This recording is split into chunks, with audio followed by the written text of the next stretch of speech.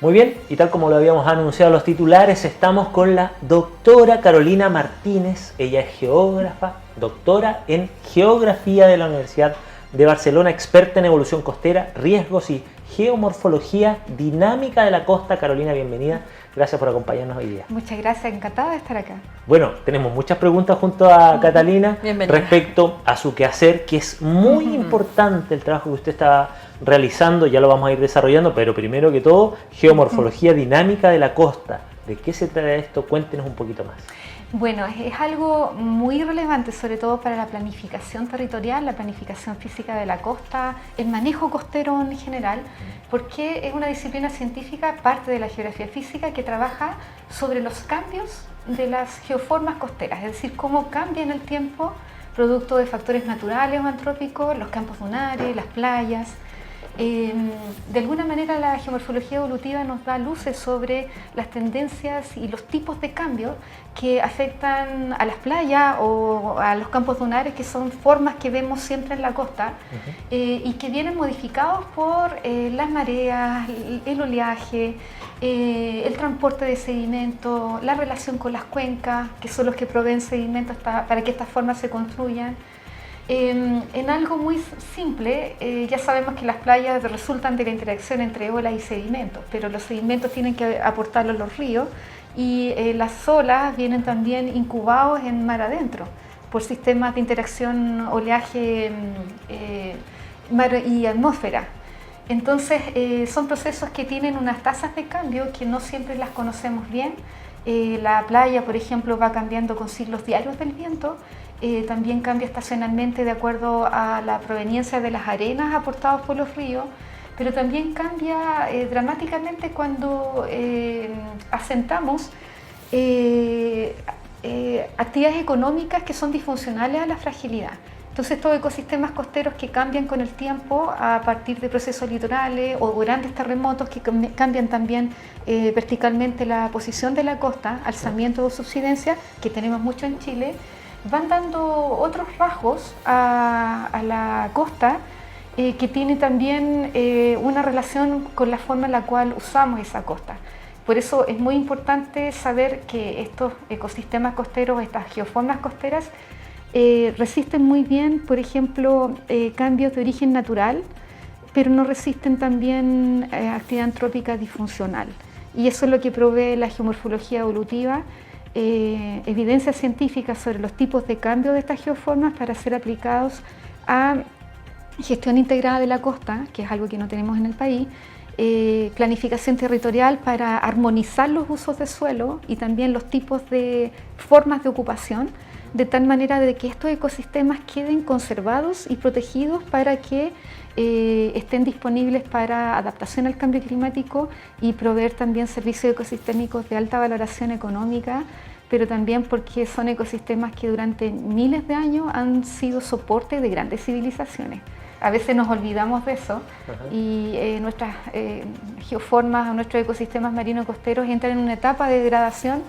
que no valoramos porque las usamos solo como materias primas, como parte de un modelo económico extractivista y no incorporamos medidas de protección, y nosotros necesitamos que estos ecosistemas queden bien protegidos y resguardados porque nos cuidan frente a tsunamis o frente a marejadas. Son la primera línea de defensa que nos protege la vida ante grandes desastres. Por lo tanto, una costa sana y bien protegida nos asegura también un riesgo de desastre mucho más reducido, acotado, claro, una reducción del riesgo de desastre. Pero en Chile ya sabemos que tenemos una tasa histórica de desastre importantísima y estamos reconstruyendo el país cada 2 años por aluviones, terremotos, etc. En ese sentido, Carolina, ¿cuáles son quizás las zonas de nuestro país que más han sufrido cambios? ¿Hay algunas en específico y qué factores influyen también? Sí, bueno, yo diría que por la naturaleza geográfica de nuestra costa y además tener un margen, un contexto geográfico donde tenemos una zona de subducción, los terremotos de subducción, los que ocurren en la interacción de la placa sudamericana con la de Nazca, nos generan violentos cambios verticales. Ya sabemos, el terremoto del 60 produjo grandes hundimientos El terremoto de 2010 produjo hasta alzamientos costeros de casi 3 metros, acá cerca, en Lebu, en la zona de Tubul, y cambia entonces la morfología costera, cambia la geomorfología costera. Como los terremotos son un factor de cambio, hay otros también factores de cambio que se asocian a los procesos litorales, dentro de los cuales el oleaje promedio también ha ido cambiando en relación con el oleaje extremo. Las marejadas están haciendo también muchos cambios en la costa, y de acuerdo a nuestras investigaciones, en los últimos 10 años nuestra costa ha cambiado violentamente por efecto del terremoto de 2010, por el terremoto de Illapel en el norte,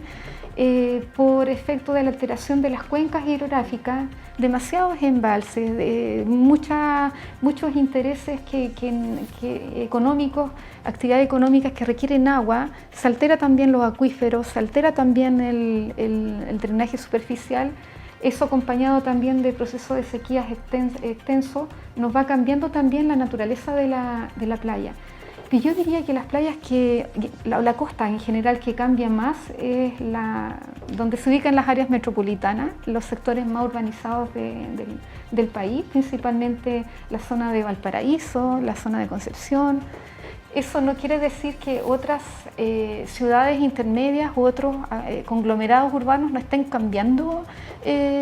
rápidamente. Esto es un fenómeno que está también gatillado por el cambio climático o la componente antropogénica del cambio climático, pero también por una falta de normativa de protección costera que no está ayudando a que la costa se mantenga en buena salud. Y esos cambios se están traspasando a las comunidades, a la sociedad en general, donde hemos visto destrucción de costanera, grandes daños en infraestructura. Por lo tanto, Chile en estos momentos está en una condición muy crítica de cambio, donde se conjugan factores de variabilidad climática, sequía extensa de 10 años, también factores tectónicos, gatillados por los terremotos de subducción, también eventos extremos derivados del cambio climático, marejada, olas de calor, eventos de precipitaciones muy concentradas en poco tiempo, pero por sobre todo un dejar hacer en la costa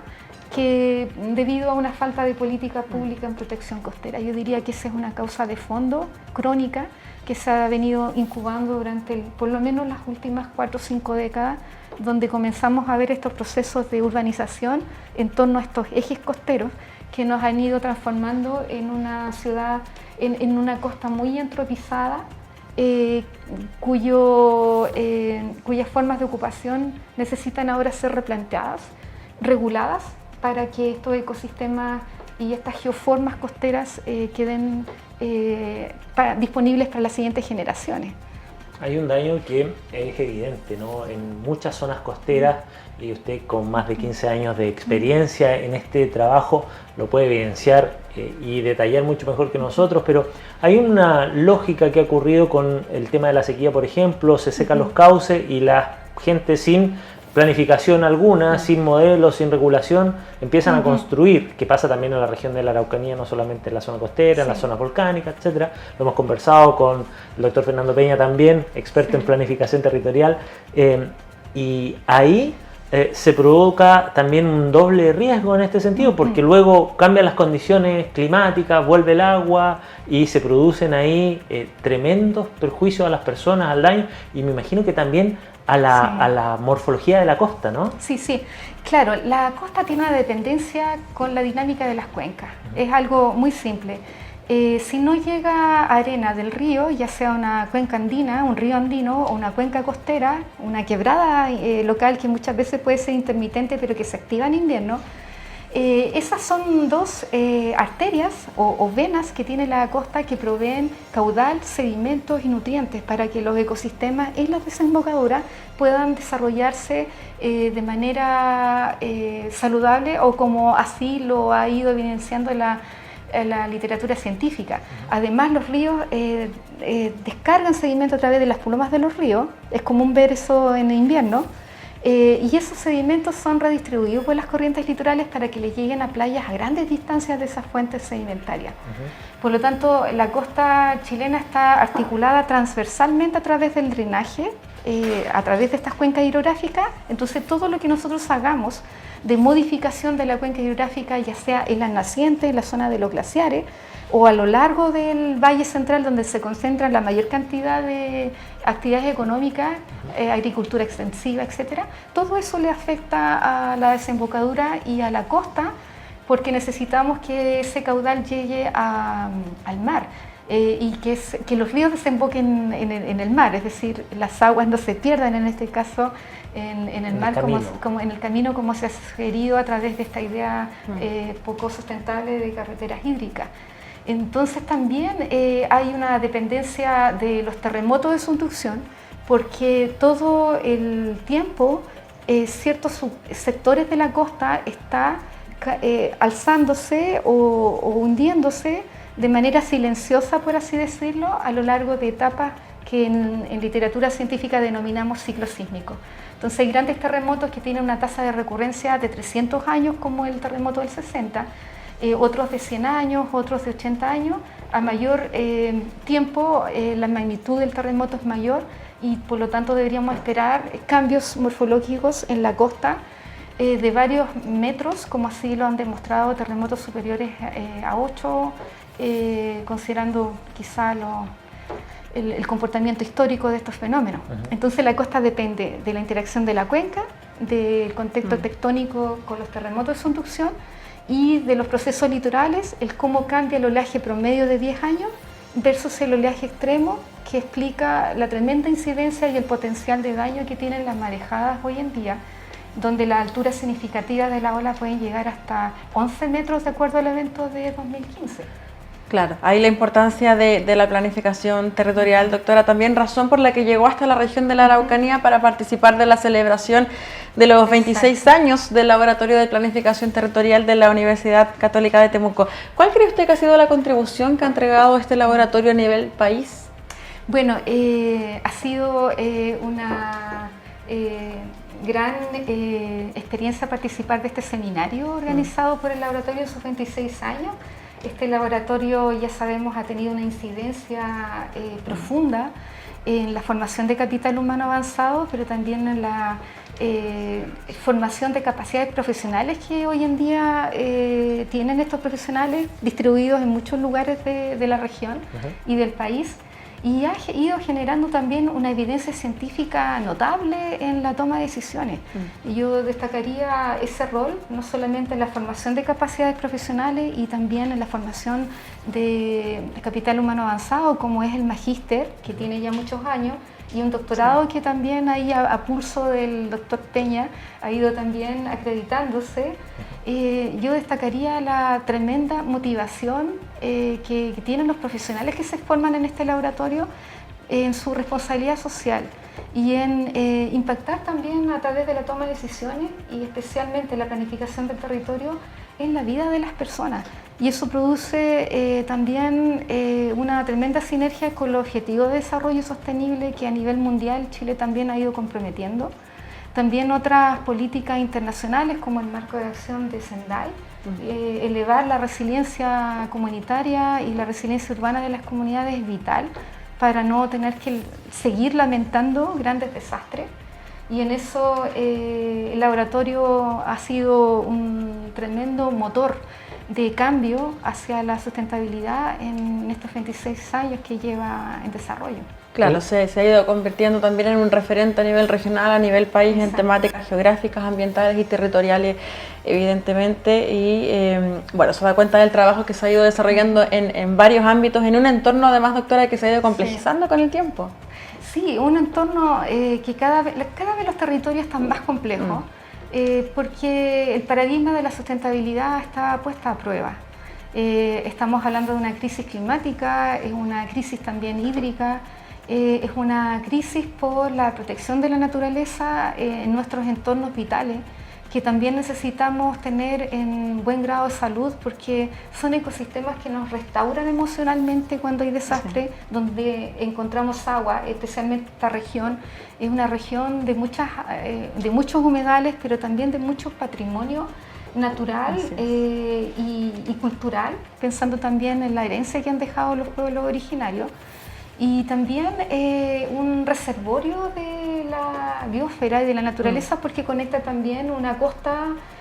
desmembrada, que es otro tipo de geomorfología que tenemos en el país. Por lo tanto, somos también un país muy privilegiado en cuanto a estos tipos de paisajes,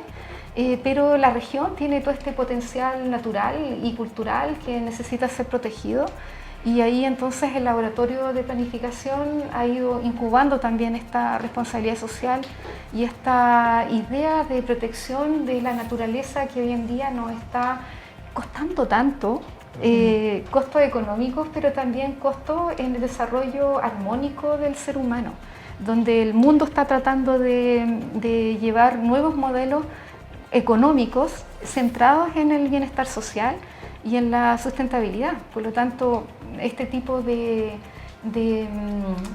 entidades anclados aquí en la Universidad Católica de Temuco como universidad regional tiene un tremendo rol social y bueno, esperamos verlo crecer en las siguientes décadas también. Sin duda, y algo que desarrollan de forma similar también tiene que ver con este rol de observación, como el trabajo que hacen en el observatorio, ¿no? En la fundación Observatorio Costas de la UC, que usted ha fundado a pulso y que también está trabajando en impulsar una nueva ley de costas para Chile, un tremendo y pareciera ser muy necesario desafío, ¿no? Sí, claro. Partimos con una plataforma virtual denominada Observatorio de la Costa en 2019, que fue creciendo de manera bien rápida, porque tomamos el desafío de darle sentido a nuestra investigación científica. Y este rol social, que aquí también hay mucha inspiración por lo que vimos hoy en este seminario,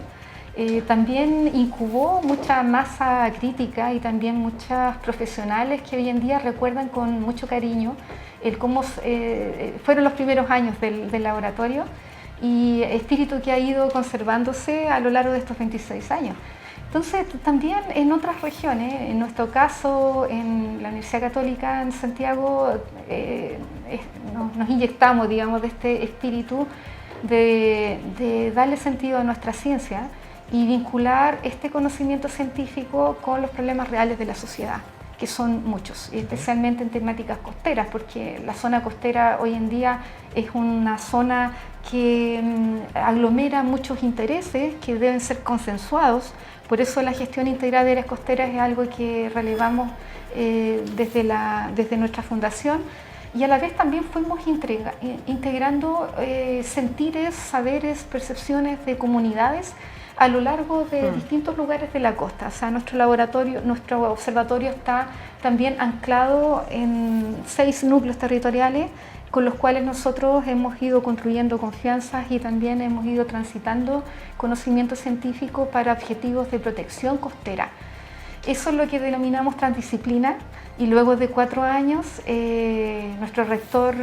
saliente, Ignacio Sánchez, nos apoyó para que esta plataforma generosa, anclada en 4 facultades de la Universidad Católica, fuese un centro UC. Y en estos momentos ya llevamos 1 año conformados como centro UC,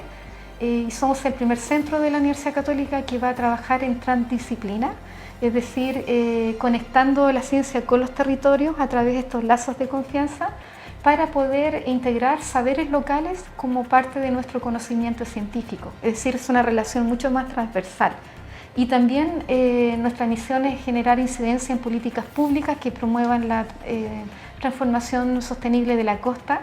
y ahí en donde hemos abanderado y hemos puesto a disposición todo el conocimiento científico, no solamente de nuestra universidad, sino también de universidades regionales que forman parte de nuestras redes de colaboración, para impulsar una ley de costas para Chile,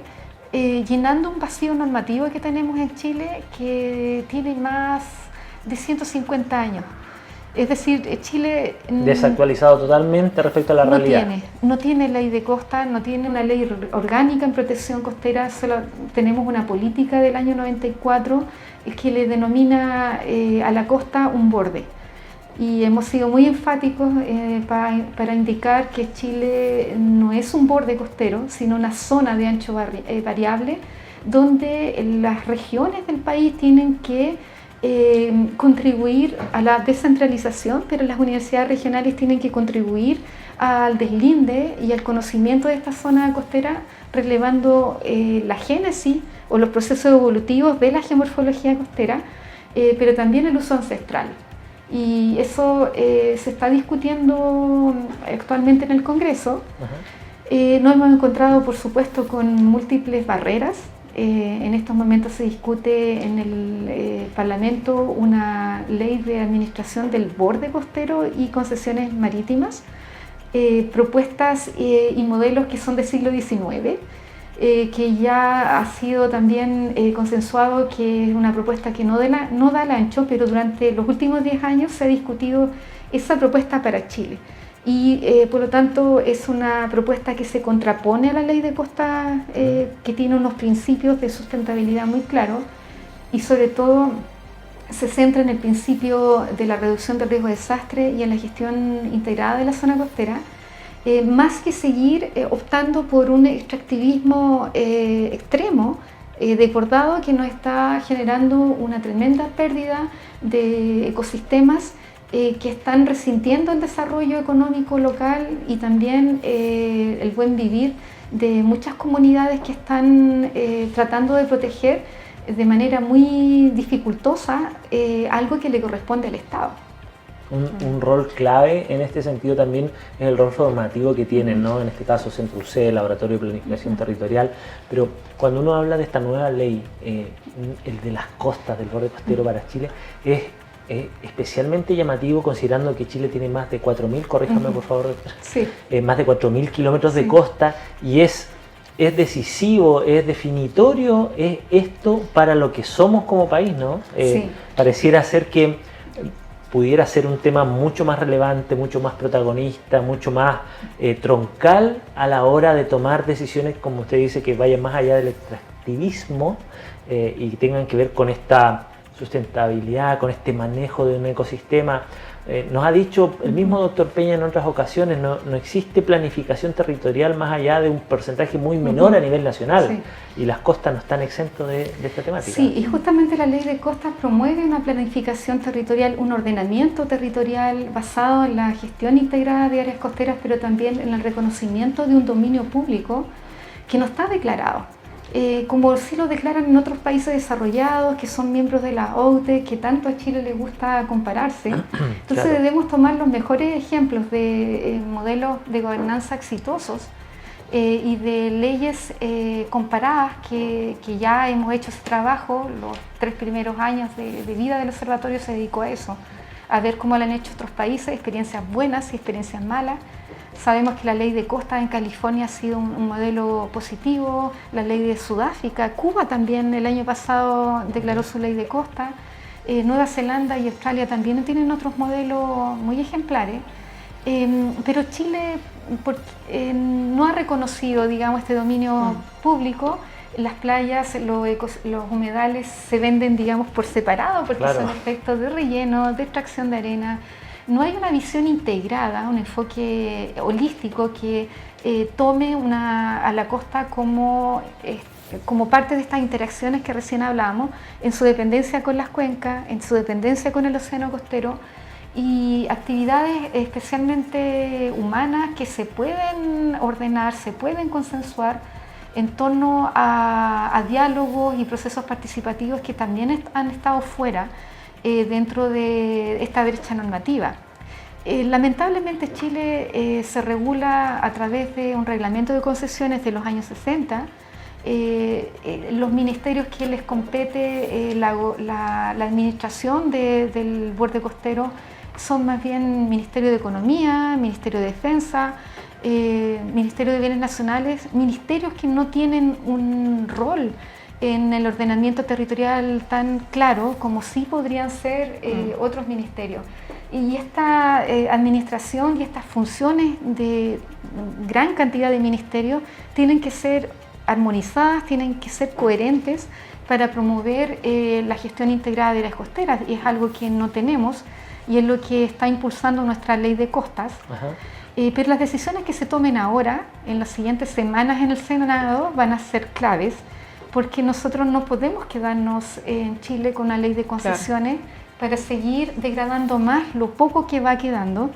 y traspasándole esto a las futuras generaciones. Necesitamos una ley de costas que se haga cargo del problema profundo y pueda generar posibilidades de restauración de ecosistemas, adaptación al cambio climático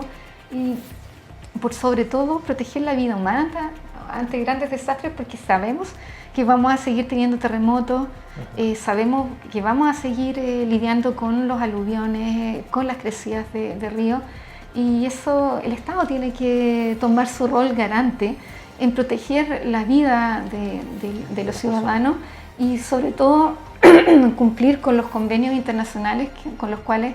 se están suscribiendo, pensando también, por ejemplo, en lo que va a ocurrir ahora en Niza, en Francia, donde Chile también está solicitando a la Secretaría para el Tratado de Alta Mar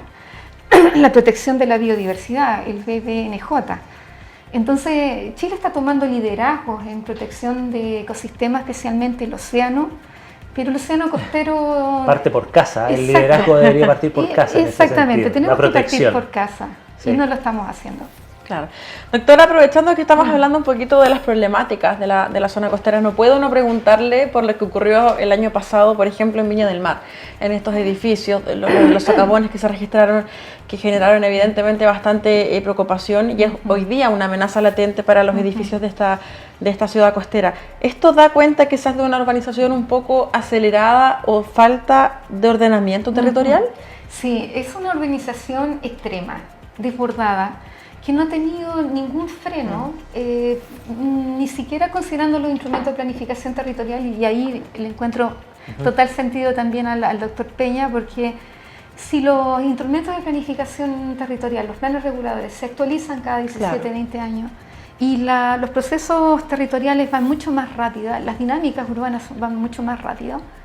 no se alcanzan a incorporar formas de regulación.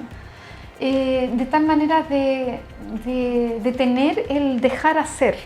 y yo diría que el dejar hacer ha primado en las últimas décadas porque se construyen, hay tomas, hay campamentos que luego tienen que ser urbanizados, tienen que darse también soluciones a esas demandas habitacionales, pero forman parte de aristas que requieren otras políticas públicas.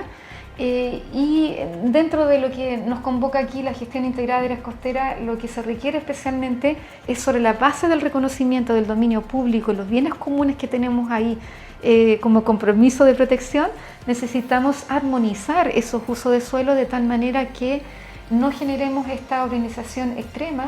con la cual dimos también la vuelta a nivel mundial con los socavones que ocurrieron, porque estamos hablando de un campo dunar patrimonial que tiene 10.000 años de historia, que ha desarrollado suelo, que ha desarrollado también una vegetación endémica y que por intereses inmobiliarios no pudo ser protegido y no pudo ser convertido en santuario de la naturaleza en su totalidad. Y la densificación en forma de verticalización fue tan impresionante cuando uno ve las comparativas de fotos de los años 60 versus 2020. Es increíble el cambio en el borde costero de la zona central. Estamos terminando ya la conversación, doctora Carolina Martínez. Queremos agradecerle por este tiempo, por la disposición, desearle mucho éxito, dejarla comprometida a su próxima visita a la Araucanía. Esperamos seguir colaborando con el doctor Peña y el laboratorio, que nos inspira mucho a seguir esta idea de protección y especialmente traer colaboración en interdisciplina y transdisciplina a esta región. Y mañana vamos a ir a terreno a detectar también lugares de interés y seguir la colaboración, esperamos prontamente. Agradecerle entonces, ahí teníamos a la doctora Carolina Martínez, doctora en geografía, geógrafa, y también ha desarrollado un trabajo muy importante en estudiar y también proteger nuestras costas. Con esto nos vamos al corte, seguimos aquí en Pauta Informativa.